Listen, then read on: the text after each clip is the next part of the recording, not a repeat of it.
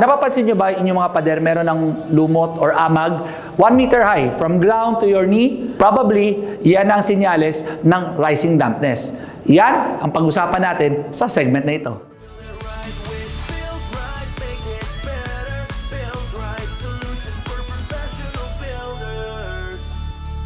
Ang rising dampness ay ang pag-akyat ng groundwater sa mga porous materials like semento or mga walls ng ating mga bahay or mga warehouses. Isipin nyo na ang walls ay parang sponge. Pag umulan, ito ay nababasa. Hinihigop nito ang tubig paloob at pataas. Ang tawag dito ay capillary action.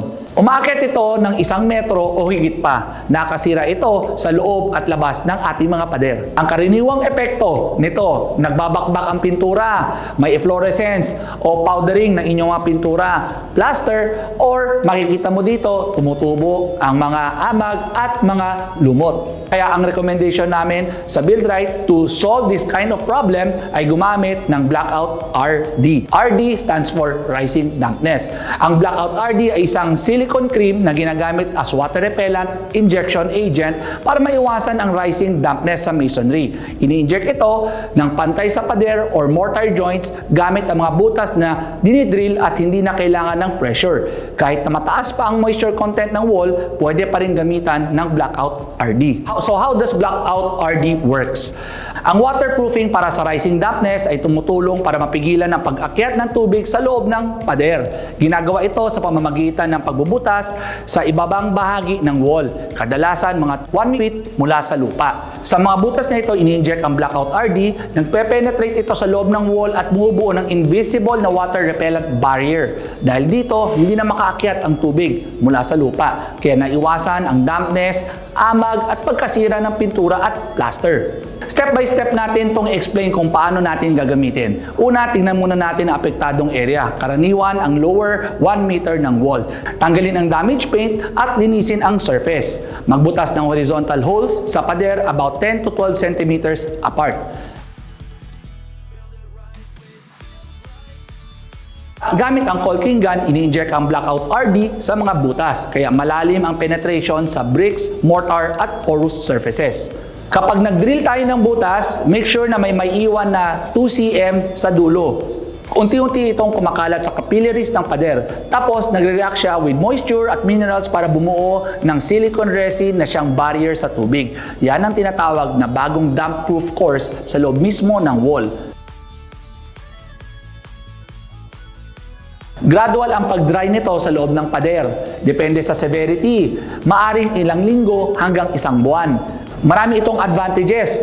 Una, deep penetration. Nakakaabot ito hanggang loob ng masonry. Dahil ito ay ini-inject mismo sa loob ng pader. Pangalawa, 100% active ang ingredient nito. Walang halong solvents or ng mga tubig. Third, drip-free formula. Cream type ito kaya hindi tumutulo at hindi siya messy. And lastly, it's easy to apply. Walang high-pressure tools na kailangan. Recommended ang Blackout RD sa mga sumusunod. Para sa mga bahay na may ground level damp problems, masonry damp proofing for new and existing walls. Perfect ito sa mga luma or heritage structures na kailangan ng wall protection na laging may tubig, moisture or laging basa. Sa mga warehouses, yan din ang kanilang mga madalas na problema. Mostly nangyari ito kapag hindi properly waterproof ang structure during construction.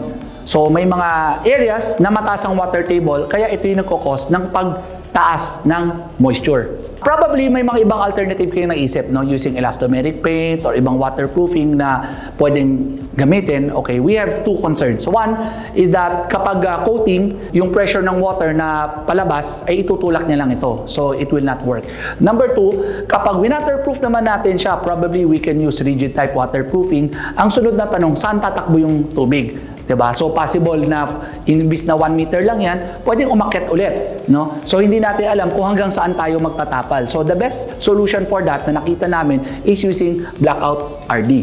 Ayan. Sa mga gustong mag-iwas ng paulit-ulit na gastos dahil sa sirang pader or sirang coatings or dahil sa mga amag at lumot na laging tumutubo sa inyong mga bahay or warehouses, i-block na natin yan using Blackout RD. So hopefully naintindihan na natin kung ano ang rising dampness at paano natin ayusin ang problema ng rising dampness. Again, this is Derek Tan. Magtanong para sigurado!